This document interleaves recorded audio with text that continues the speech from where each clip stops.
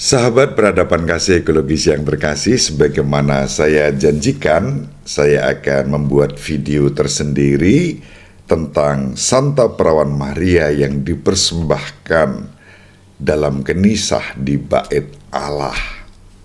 Ini tradisi suci yang diteguhkan dengan ajaran suci tentu saja, meskipun tidak disebut secara eksplisit di dalam kitab suci kita. Dalam kanon kitab suci kita tidak ada kisah tentang Maria dipersembahkan ke dalam kenisah Bait Allah. Namun kita bisa membaca tradisi yang tertulis yang disebut sebagai Proto-Evangelium Yakobus.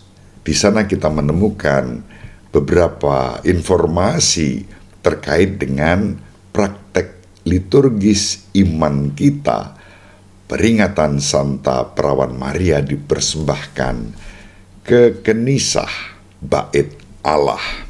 Asal mula dari perayaan ini tentu terkait dengan pemberkatan gereja Santa Maria yang dibangun di dekat situs Bait Allah pada tahun 543.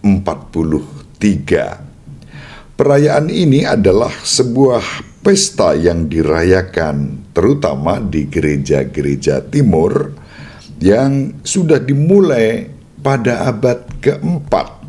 Gereja barat, yaitu gereja kita, gereja Katolik Roma, memasukkan perayaan ini dalam penanggalan liturgi kita pada abad ke-14. Gereja-gereja timur sudah memulainya sejak abad ke-4. Santa Maria yang diimani telah mengandung dan melahirkan Putra Allah yang Maha Tinggi yang menjadi manusia dalam diri Yesus Kristus, maka Santa Perawan Maria mendapat gelar Bunda Allah Theotokos, adalah bait sejati.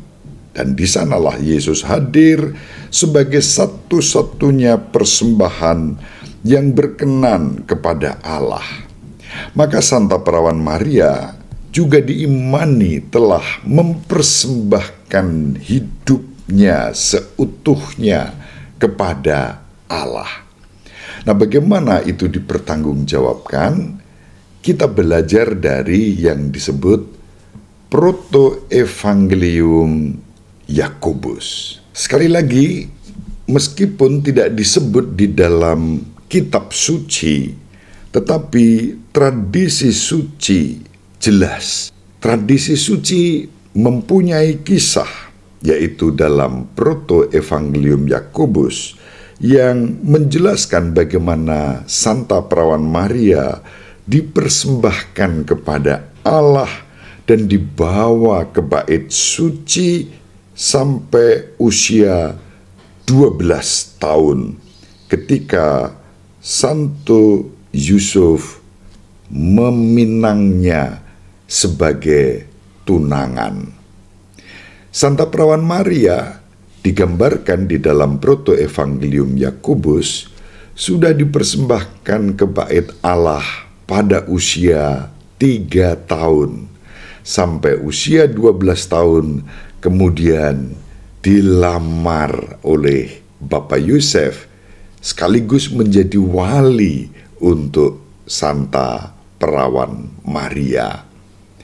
Tradisi kita memberikan informasi bahwa ayah dari Santa Perawan Maria yang bernama Yoakim meninggal dunia ketika Santa Perawan Maria masih berusia 6 tahun, dan ibunda Santa Perawan Maria yaitu Santa Ana meninggal ketika Santa Maria berusia 8 tahun. 2 tahun setelah Bapak Yoakim meninggal dunia, ibu atau Santa Ana juga meninggal dunia. Sahabat peradaban kasih ekologis yang terkasih, kalau kita membaca Injil Lukas bab 1 ayat 34, di sana ada petunjuk dari perkataan Santa Perawan Maria sendiri kepada malaikat, dan juga sikap Bapak Yosef setelah menerima Maria sebagai istrinya, sebagaimana digambarkan di dalam Injil Matius bab 1 ayat 24 sampai 25. Dari data-data Alkitabiah itu dan dihubungkan dengan tradisi suci Proto-Evangelium Yakobus tadi, kita dapat menyimpulkan bahwa Santa Maria kemungkinan besar memang sudah bertekad dalam sumpah, dalam kaul untuk tetap perawan, dan itu memiliki dasar dalam Perjanjian Lama, yaitu pada kitab Bilangan bab 30 ayat 13.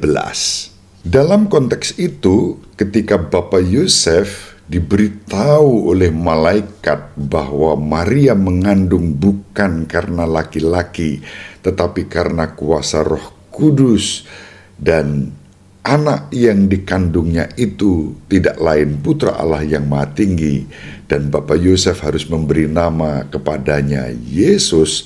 Lalu Bapak Yosef menerima Maria sebagai istrinya, dengan demikian juga menerima Yesus yang berada dalam kandungan Santa Perawan Maria.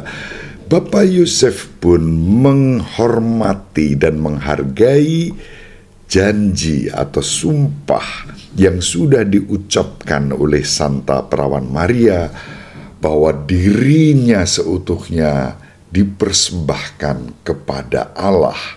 Maka Santa Perawan Maria tetap perawan yang suci. Sahabat peradaban kasih ekologis yang terkasih, sekali lagi, meskipun kitab suci kita tidak berbicara tentang persembahan Maria di bait Allah, di kenisah, tetapi tentang keperawanan, Alkitab kita memberi petunjuk tentang penerimaan persembahan diri Santa Perawan Maria saat menerima kabar dari malaikat Tuhan. Dalam Injil Lukas bab 1, Santa Perawan Maria mengatakan, "Aku ini hamba Tuhan, terjadilah padaku menurut perkataanmu itu."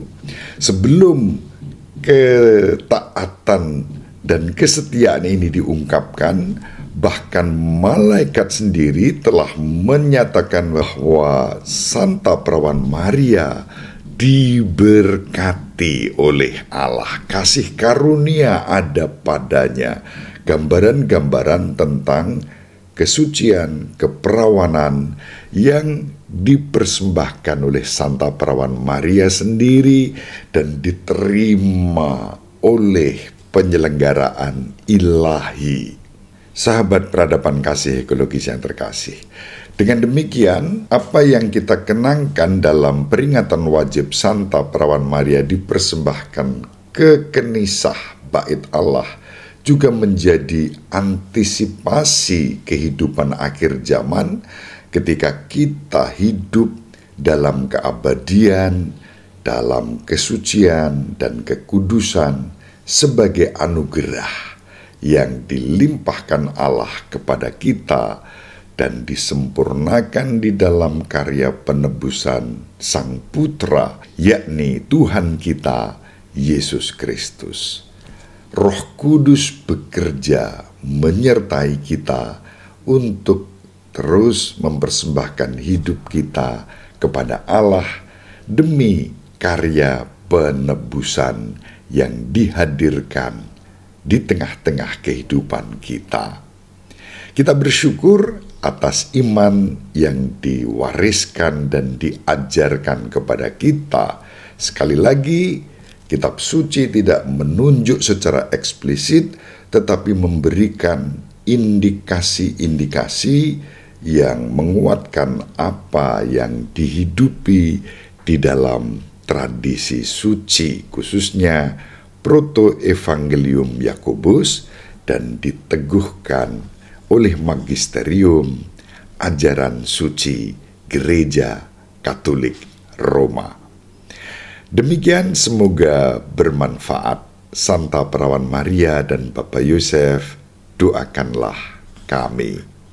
Salve, shalom, salam sejahtera, berkah dalam. Sahabat peradaban kasih yang terkasih, sampai jumpa pada episode berikutnya. Terima kasih atas kebersamaan kita. Salam peradaban kasih ekologis, berkah dalam.